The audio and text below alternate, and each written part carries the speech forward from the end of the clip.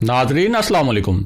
Inside news के नए programme के साथ मैं हूं इब्राहिम राजा और आज हम बात करेंगे कि क्या इस्टेब्लिशमेंट ने पीडीएम को पैगाम भिजवाया है कि वो हुकूमत गिराने की तहरीक की हमायत करेगी। इस हवाले से किस इंतहाई अहम शख्सियत ने एक सनसनीखेज दावा किया है। इस मामले पर एक अहम इजलास में शरीक 5 किरदारों के दरमियान क्या गुफ्तगू हुई। मरियम नवाज ने मौलाना फजलुर रहमान को क्या ख़तरनाक पैगाम पहुंचाया और अब किस प्लान बी पर काम शुरू कर दिया गया है। अगर आप इन खबरों की तफसील जानना चाहते हैं और आने वाले दिनों में भी अहम मामलात से आगाह रहना चाहते हैं तो हमारे चैनल को सब्सक्राइब कीजिए। और अब बात करते हैं आज के मौजू पर, यानी क्या इस्टेब्लिशमेंट ने हुकूमत गिराने के लिए पीडीएम को अपनी हमायत का पैगाम भिजवाया है। इस हवाले से क्या हैरानकुन दावा किया गया है और पीडीएम ने अब किस प्लान पर काम शुरू किया है।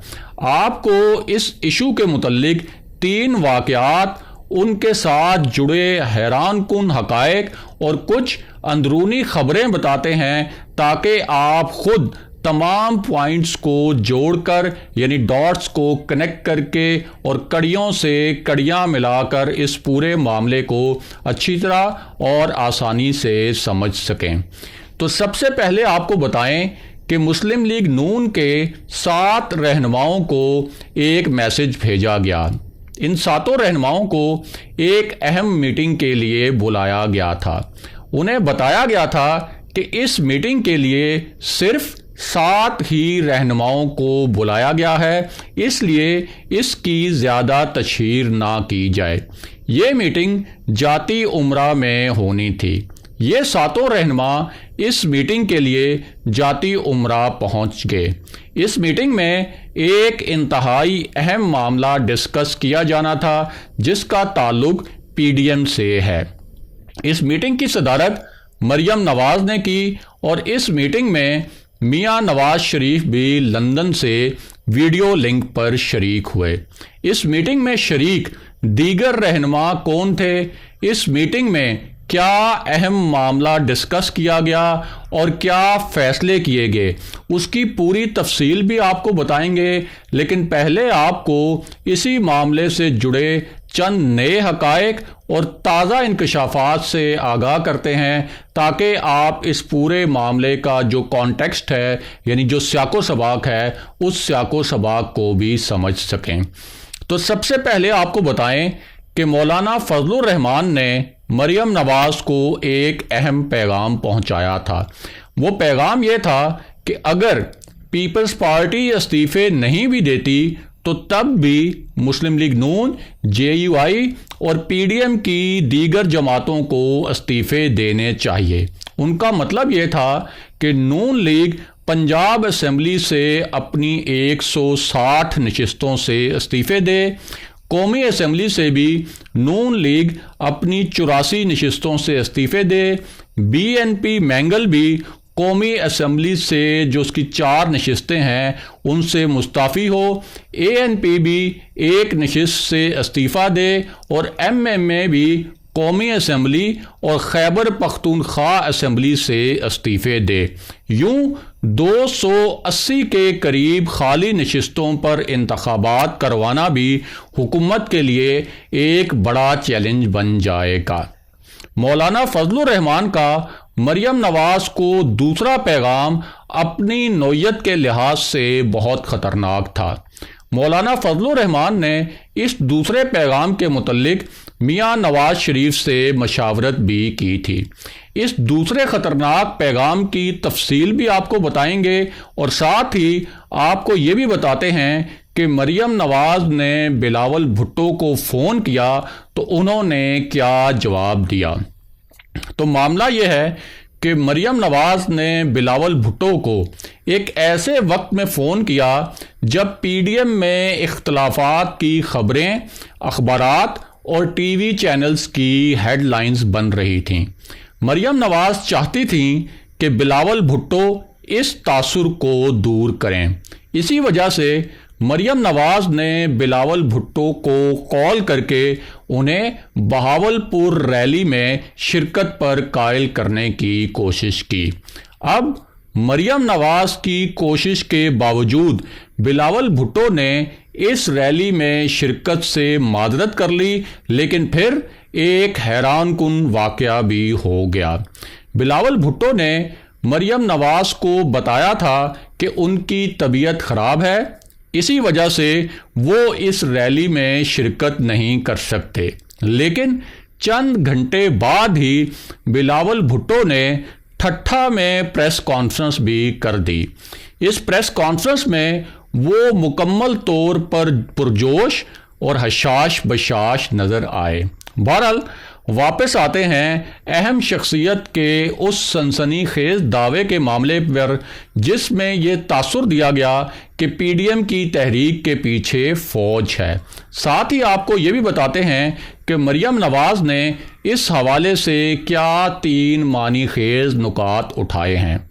ایک تو مریم نواز نے یہ تاثر دیا کہ فوجی قیادت بھی وزیر اعظم عمران خان کی مبینہ ناکامیوں اور مبینہ ناقص کارکردگی سے تنگ آ چکی ہے۔ اس حوالے سے یہ بھی کہا گیا کہ عمران خان جانتے ہیں کہ شہباز شریف کی حکومت چلانے کی پوری تیاری ہے، اسی لیے عمران خان نے شہباز شریف کو خاص طور پر جیل میں قید کیا ہے۔ مریم نواز کا کہنا تھا کہ اب عمران خان کو بھی پتہ چل گیا ہے کہ وہ جانے والے ہیں، یعنی ان کا اشارہ تھا کہ عمران خان کو بھی یہ اطلاع مل چکی ہے کہ کوئی بھی قوت ان کی حکومت کو بچانے نہیں آئے گی۔ مریم نواز نے یہ معنی خیز بات بھی کی کہ اب عمران خان اپنے خوف بظاہر عوام کو بتاتے ہیں لیکن اصل میں سناتے کسی اور کو ہیں، یعنی ان کا اشارہ تھا کہ اب عمران خان اسٹیبلشمنٹ سے درخواست کر رہے ہیں کہ وہ ان کا ساتھ نہ چھوڑے۔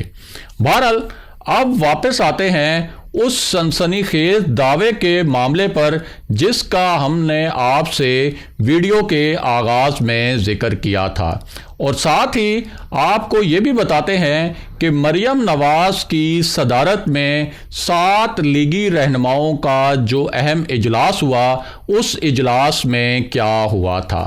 تو معاملہ یہ ہے کہ اس اجلاس میں میاں نواز شریف بھی لندن سے ویڈیو لنک پر شریک تھے۔